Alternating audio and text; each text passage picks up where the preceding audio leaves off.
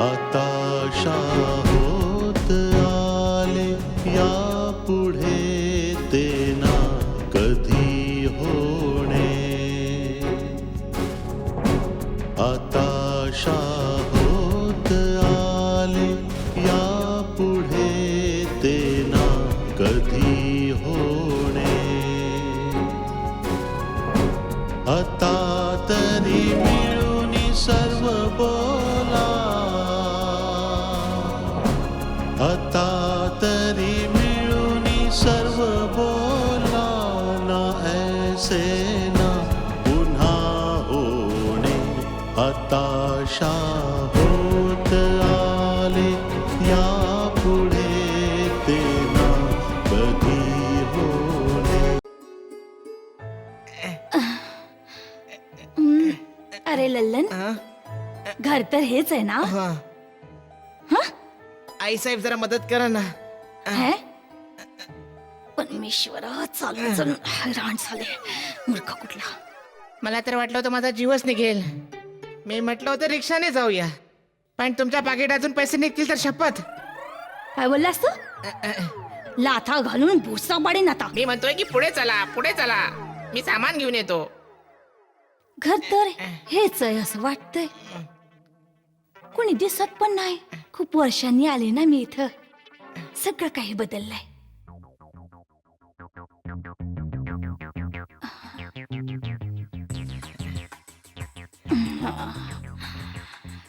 आई साहेब, मला वाटते की तुम्ही येण्याची खबर यांना आधीच मिळाली असेल, म्हणून सगळे पळाले. मी आता थोबाड फोडू तुझा? खूप बडबड बडबड करतोस. गप्प. अरे शंकर दादा, अगं कौशल्या वहिनी, अगं कोणी हाय का घरात? आली आमची लल्लो आली. अरे वा वा, खूप आनंद झाला. नमस्कार. खुश राहा, खुश राहा. बस ना दादा. अरे वा, कशी आहेस लल्लो? जा दादा, मला नाही बोलायचं तुझ्याशी काही. एवढे दिवस विसरून गेला होतास ना मला. एवढी वर्ष आधी विचारपूसही नाही केलीस, आणि आता गरज पडली, संकटात सापडलास म्हणून फोन केलास तू. हे योग्य नाही हा दादा. मी मेले असं वाटलं की काय तुला? ए लल्लो, शुभ शुभ बोल. अगं मरो तुझे वैरी. आम्ही आमच्या एकुलत्या एक बहिणीला कसे विसरू शकतो? नेहमी आठवण काढत असतो. हो ना, तोंडावर तर गोड गोड बोलशीलच ना. अरे गोड गोड बहीण आहेस, गोड गोड तर बोलणार. अगं आरामात बस, थोडा श्वास घे, पाणी पी, चहा घे, नाश्ता कर. तू आता आमच्या घरी आली आहेस. अरे मी तर इथं बसणारच आहे, आणि आता इथं राहणार बी हाय. आधी तुझ्या घरातल्या माणसांचं दर्शन तर घेऊ देत. कौशल्या बहिणीला तर बोल. अगं तुला फोनवर सांगितलं नव्हतं तुझ्या बहिणीची तब्येत बरी नाहीये? मग ती कशी बाहेर येईल? तुलाच जाऊन भेटावं लागेल ना. थोडा चहा वगैरे पी. हो हो, तेच बरं होईल.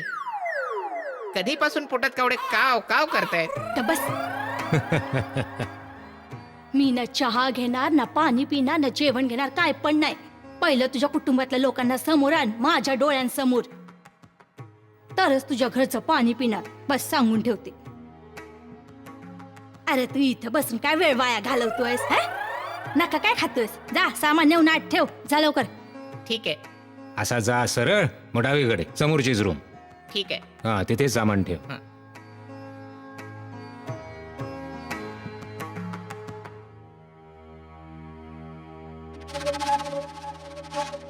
अरे दादा, आता मी आले आहे ना. आता तुला काय बी चिंता करायची गरज नाही.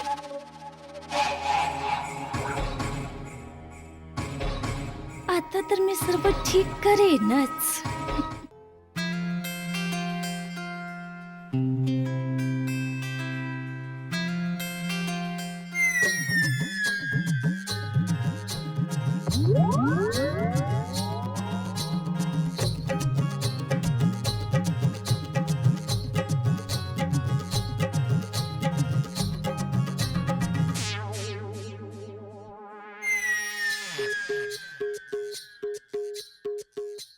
ही कोण आहे? मला तर वाटतंय की स्वर्गातून सरळ अप्सराच उतरली आहे.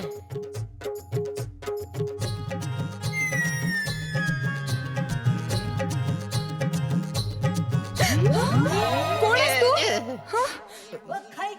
इथे काय करतोयस? दिसत नाही का? मी माणूस आहे. तुझं धाडस कसं झालं मला हात लावायचं? अगं मला तर वाटलं की सुंदर मूर्ती ठेवली आहे, पण स्पर्श केला तर करंटच बसला. हिम्मत कशी झाली? तुझी हिम्मतच कशी झाली इथे येण्याची? कोण आहेस तू? अगं सांगितलं ना, माणूसच आहे. माझं नाव लल्लन आहे, पण तुझं नाव काय आहे? तू आधी निघ इथून. निघ. ताई, ताई बघ ना माझ्या रूम मध्ये कोणतरी घुसलंय. अगं गळ्यावर एवढा जोर का देतेस? मी या घरचा पाहुणा आहे. आता मी इथेच राहणार आहे आणि ही रूम ही माझीच आहे. मला वाटतं तू सुद्धा पाहुणी आहेस या घरची. हे बघ, तू तुझी बडबड बंद कर आणि इथून चालता हो. घरी आलेल्या पाहुण्यांचं असं स्वागत करतात काय? एक तर एवढा प्रवास करून आलो आणि साधा चहा सुद्धा विचारला नाही. प्रेमाने बसवायचं सोडून तू मला सरळ घराबाहेर जायला सांगतेस. एकदा प्रेमाने तुझं नाव तर सांग. हो, काय करणार आहेस नाव जाणून? पूजा करेन. तू तर साक्षात देवी वाटत आहेस. अगदी खरं सांगतो, तुला पाहून सगळा थकवा नाहीसा झाला. आणखी एकदा स्पर्श करून पाहू, करंट लागतो की नाही. तू तू दूर हो. तू निघ बाहेर. बाहेर निघ आधी.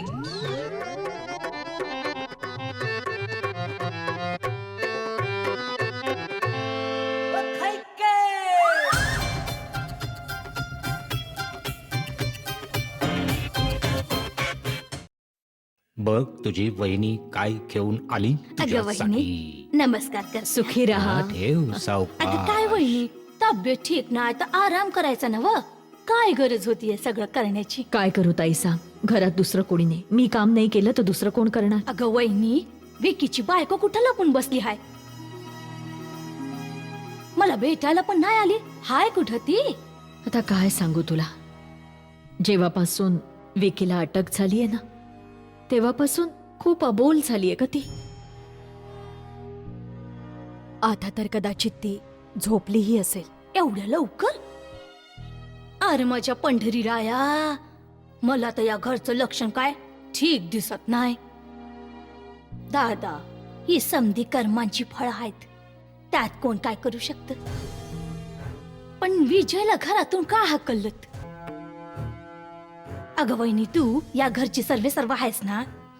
सर्वे सर्व आहे ना, पण ताई सर्वे सर्व फक्त नावापुरतीच आहे मी. यांनाच विचार, हेच योग्य उत्तर देऊ शकतील. मी तुझ्यासाठी जेवायला बनवते. अगं नको वहिनी, मी अन लल्लनने ट्रेन मध्ये भरपूर खाल्लंय. अगदी पोट गच्च भरलं आहे. काय बनवायची गरज नाही. तू जाऊन फक्त आराम कर. तब्येत ठीक नाही आहे ना तुझी? सकाळीच काहीतरी सटरपटर खाईन म्या. हो कौशल्या, तू जा आराम कर. जा, खूप गरज आहे तुला विश्रांतीची. जा. येते मी. शुभरात्री. दादा, पण तू आधी मला हे सांग की तू आपल्या विजयला घराबाहेर हाकलून का लावलंस?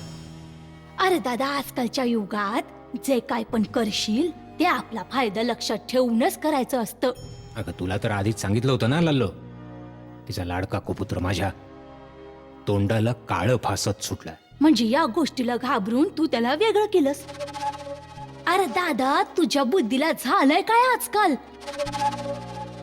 ज्या मुलीशी त्याने विवाह केलाय ना, तीच माझं थडगं बांधण्याचा प्रयत्न करते. अरे दादा, ती हाय तर गावची सरपंच. ती त्या खुर्चीवर बसली हाय ज्या खुर्चीवर कधी तू बसायचास. हे बघ लल्लो, जखमेवर मीठ चोळू नकोस माझ्या. अरे जी मी सांगते हाय ते समजण्याचा प्रयत्न कर. पुन्हा एकदा सरपंच होण्याची संधी तुझ्याकडे चालून आली होती, ते पण तू घालवून टाकलीस. अरे बाप मंत्री असला तर त्याचा फायदा कोणाला होतो? जर का सुनबाई सरपंच झाली तर सगळी सूत्र तुझ्या हातात असतील. पण ते खूप हुशार आहे. अरे आधी तू त्या मुलीला घरी घेऊन तर ये. अरे त्या मुलीपायी तू तुझ्या पोराला गमावून बसशील. हा तर मूर्खपणा आहे ना व?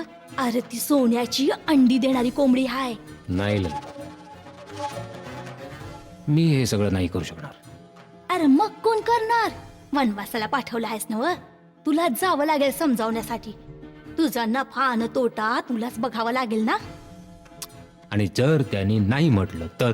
उलटी गंगा कधी वाहिली आहे का? अरे दादा, ते तर या दिवसाचीच वाट पाहत असतील. अरे प्रत्येकाला मान सन्मान हा वाचतोच की. तू फक्त त्यांना घरी घेऊन ये, त्यानंतर सगळं म्या बघून घेईन.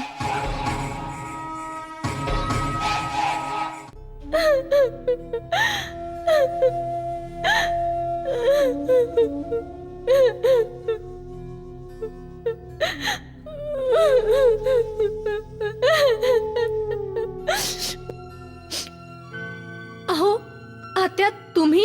हा, सुखीरा सुखीरा. पण तू एकटी इथं उभी राहून काय करतेस पोरी? हा,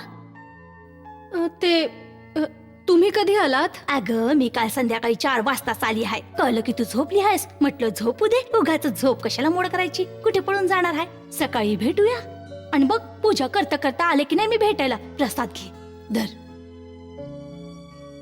बऱ्याच दिवसांनी आलात आत्या. अगं आता माझं या मोमाईशी काय घेणं देणं? ते तर शंकर दादाने फोन केला होता. म्हणाला की घरातलं वातावरण बिघडलं आहे म्हणून तो लगोलग आले. आता तुम्हाला तर कळलंच असेल की आमच्यावर किती मोठं संकट ओढावलंय ते. अगं येडी रडू नगस. बस बस बस, ये. त्यासाठी तर मी इथे आले आहे, सगळ्या संकटांना दूर करण्यासाठी. त्या विजयच्या भारतीने तर आमचा घर संसार सगळं उद्ध्वस्त केलंय. अगं सुनबाई, कोण आहे कोणती? उद्ध्वस्त करणं आणि सावरणं परमेश्वराच्या हातात असतं. आत्या, जरा विचार करा ना की जर यांना फाशी झाली तर हा एवढा दुःखाचा डोंगर मी कसा सहन करू? अगं सुनबाई, शुभ बोल. असं काय होऊ नये. हे जीवन एक संघर्ष आहे. आपल्याला जीवनात संघर्ष हा करावाच लागतो, पर्यायच नाही. माझ्या पतीचं निधन झालं तेव्हा माझं बी वय कमी होतं. जर ठरवलं असतं तर दुसरा विवाह करू शकले असते, लग्न करू शकले असते की नाही, नवा संसार थाटू शकले असते. पण तसं नाही केलं.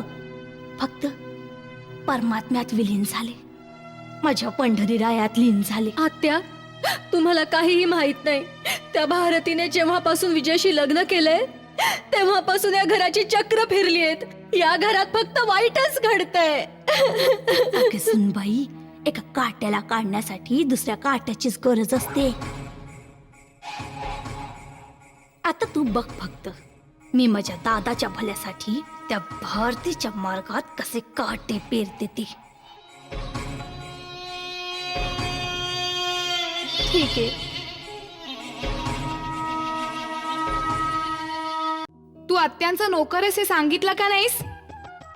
मी नोकर नाही, मी त्यांचा सेवक आहे, सेवक, असिस्टंट. समजलं तुला? समजलं की आत्यानी तुला उगाचच डोक्यावर चढवून ठेवलंय. आता ओळख झालीच आहे तर चल. आज मकर संक्रांत आहे, मी पतंग उडवेन आणि तू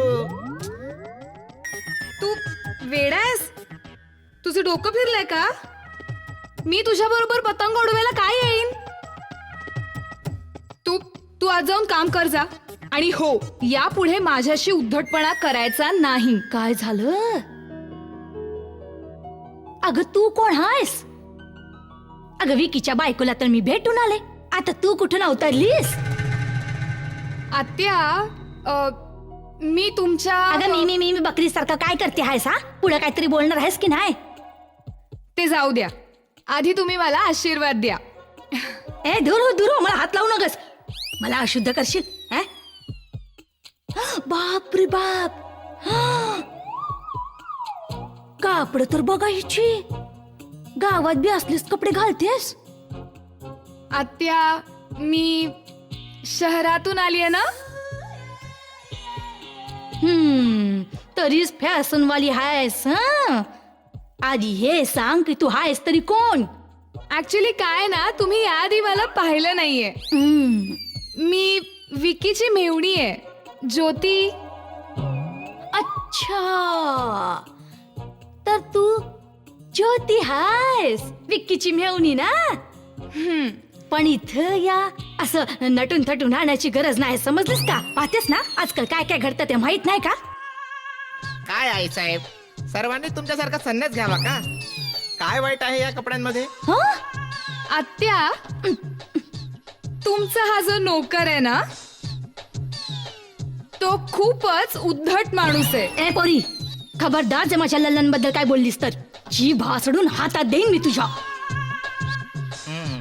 मान्य आहे की तो माझा नोकर आहे, पण मी त्याला माझ्या मुलाप्रमाणे वाढवला आहे. आत्या, मला बोलण्याची संधी द्याल का प्लीज? हा अचानक मला म्हणाला, चल आपण पतंग उडूया. काय? अरे माझ्या पंढरी राया, या घरात आल्यापासून काय झालं तरी काय तुला? डोसकं बिस्क फिरलं आहे का तुझं? त्यात काय चुकीचं बोललो? बस आज मकर संक्रांत आहे तर म्हटलं की तू फिरकी पकड आणि मी पतंग उडवतो, बस.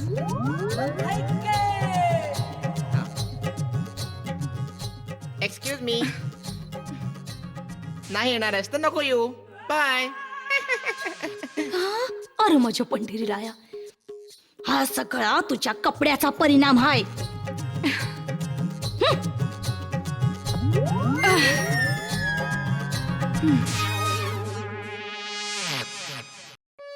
हो, काय करूया समजत नाहीये काहीच. हो,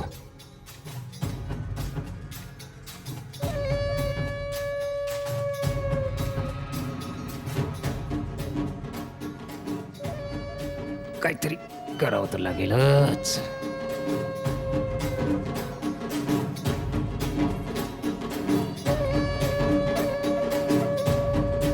अरे आधी तू त्या मुलीला घरी घेऊन तर ये. अरे त्या मुली पायी तू तुझ्या पोराला गमावून बसशील. हा तर मूर्खपणा आहे ना व. अरे ती सोन्याची अंडी देणारी कोंबडी आहे.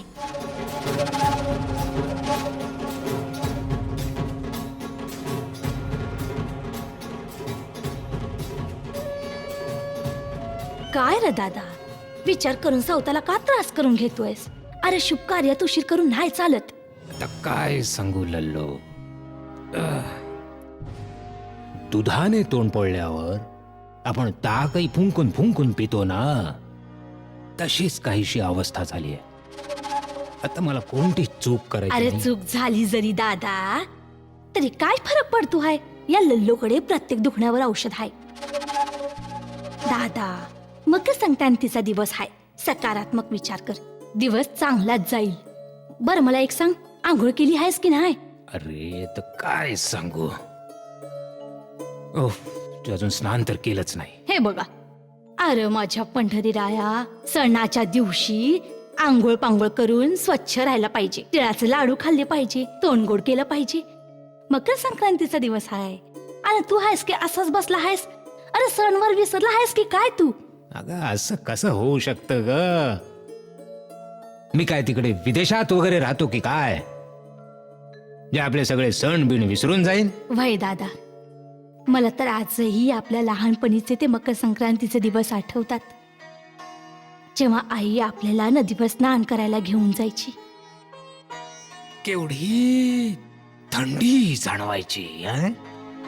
असे थरथर थरथरत पाण्यामध्ये जायचो आपण. अरे तुला तर शिंकायला लागायच्या, शिंकून शिंकून तुझं नाक व्हायला लागायचं. काय दादा, एवढं शिंकायचीस तू. तू पण ना. आणि बाप रे बाप, केवढी थंडी जाणवायची. आणि आपण कपडे घालून उन्हात बसायची जागा शोधत राहायचो की कुठे कोपरा मिळेल, आणि मग आई तिकडे यायची तिळाचे लाडू घेऊन. अगं खूप मजा यायची. काय बत्ताशे, लाया आणि इतर गोडधोड पदार्थ, किती मजा यायची. बालपणीचे दिवस खूप छान होते. ते बालपणीचे दिवस परत आले असते तर किती छान होईल. हो रे दादा, तुला आठवतंय का रे नव्या तांदळाची आणि उडदाची खिचडी? सगळं आठवतंय लल्लो. काय खिचडी असायची, काय शेवया बनायच्या, काय ते. अगं आई आपल्याला कसं ओरडून ओरडून पुजाऱ्यांकडे पाठवायची की जा खिचडी घेऊन जा, पुजाऱ्यांना देऊन या.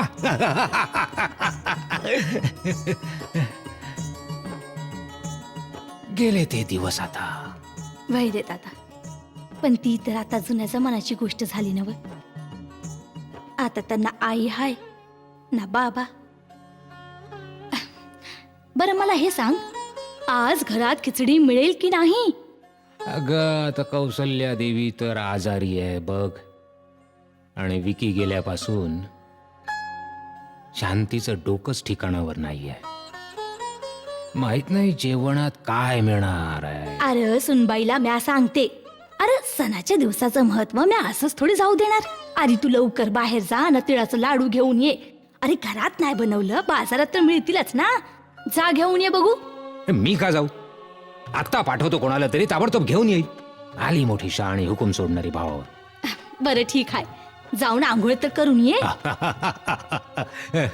चला बाबा स्नान करूया. आता होत आले या पुढे ते ना कधी होणे. आता होत आले या पुढे ते ना कधी होणे. आता तरी मिळून सर्व